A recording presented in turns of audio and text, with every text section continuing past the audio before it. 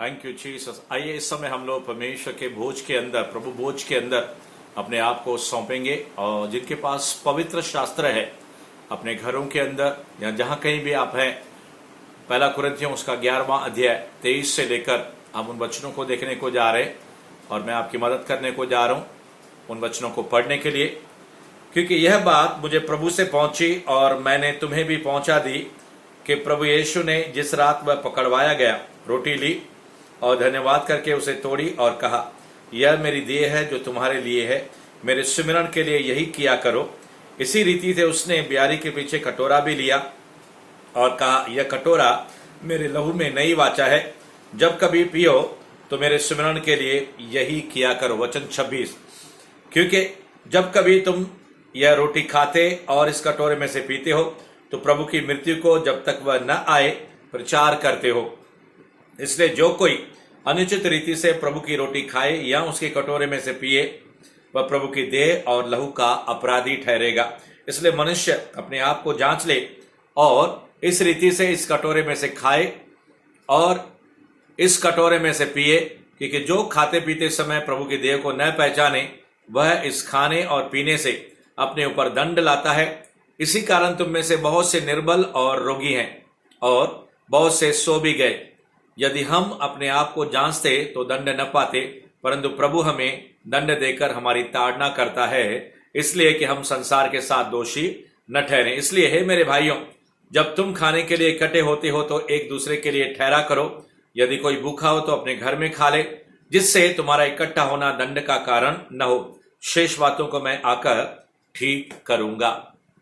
तो प्रभु यीशु मसीह ने जिस रात को पकड़वाए गए, उसने रोटी ली और उसे यह कह के तोड़ा कि यह मेरे देह का प्रतीक है, मेरे सुमिरन के लिए यही किया करो। और फिर ब्यारी के पीछे उसने एक प्याला लिया, एक कटोरा लिया जिसके अंदर दाखरस था, और उसने कहा, मेरे लहू के अंदर नई वाचा है। तो आइए इस समय रोटी और दाखरस के लिए हम सब मिलके दुआ मांगे, प्रार्थना करें। और प्रार्थना करने के दरमियान अपने आप को जांचे कि अगर किसी मनुष्य के विरुद्ध या परमेश्वर के विरुद्ध अगर हमने पाप किया, गुनाह किया है, तो परमेश्वर से हम क्षमा मांगे।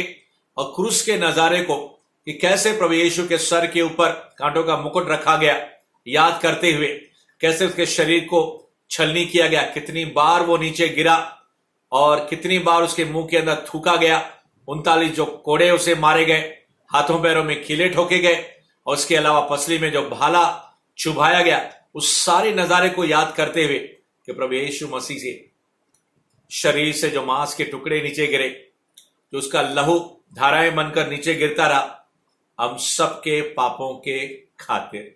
आइए हम दुआ करेंगे, प्रार्थना करेंगे।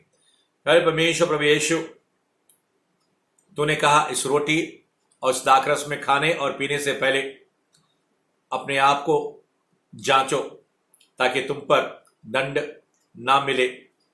और परमेश्वर, प्रभु यीशु, हमसे किसी के विरुद्ध, तेरे विरुद्ध अगर कुछ पाप हुआ है, गुनाह हुआ है, तो क्षमा कर प्रभु।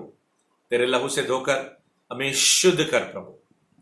और क्रूस के प्रभाव को प्रभु इस समय इस रोटी और दाखरस के ऊपर आने दे, तेरा अभिषेक आने दे, तेरी उपस्थिति आने दे, क्योंकि रोटी तेरे शरीर को दर्शाता है और ये दाखरस तेरे रक्त को दर्शाता है प्रभु। तो जीवन और परमेश्वर प्रभु चंगाई और छुटकारा और सारी आशीषें जो इस प्रभु बोझ में है, आज हम सब ले, तो परमेश्वर तेरी आत्मा, तेरे अभिषेक और तेरी उपस्थिति से हम भरने पाए, शैतानी सारे कार्य हमारे जीवनों से नाश हो जाए। आदर महिमा आपको देती है, प्रार्थना यीशु के नाम में मांगते हैं, आमीन एंड आमीन। आइए मैं कलीसिया के वृद्ध लोगों से या परिवार के अंदर जो भी सीनियर लोग हैं, उनसे गुजारिश करूंगा कि वो रोटी लें और अपने घर के अंदर जिन्होंने भी पानी के अंदर पिता, पुत्र, पवित्र आत्मा के नाम में बपतिस्मा लिया है, उन्हें रोटी और दाखरस प्रभु भोज देने में सहायता करें और प्रार्थना करें। आइए हम एक परिवार होने के नाते हम एक दूसरे के लिए रुके हुए हैं। हम सब एक रोटी और एक इस कटोरे में से एक साथ हम लोग खाने और पीने को जा रहे हैं।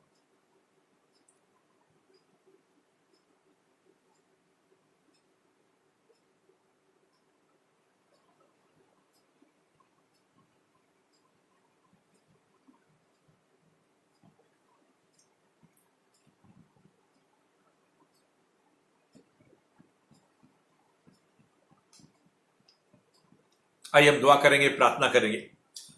प्यारे सेनाओं के यहोवा परमेश्वर, इस समय जो भी मेरे भाई या बहन इस लाइव संदेश को देख रहे हैं या सुन रहे हैं प्रभु, या कुछ समय के बाद रिकॉर्डेड मैसेज सुनेंगे, मेरी दुआ है, प्रार्थना है कि परमेश्वर जो तेरे प्रभु बोझ के अंदर चंगाई है, छुटकारा है, अभिषेक है, सब कुछ जो तेरे बोझ के अंदर है, मैं दुआ करता हूं हर एक सुनने वाले, हर एक विश्वास करने वाले के ऊपर इस समय तेरी आत्मा मंडराने पाए, तेरा अभिषेक मंडराने पाए, नई नई आशीषें उनके जीवन के अंदर उजागर हो प्रभु। शैतान ने जो कुछ भी उनका चोरी करके ले लिया, परमेश्वर सब कुछ वापस लौटाया जाए यीशु के नाम में। छंगाया उनके जीवन में, छुटकारा इनके जीवन में, बरकत और आशीष मेरे प्रियजनों के जीवन में।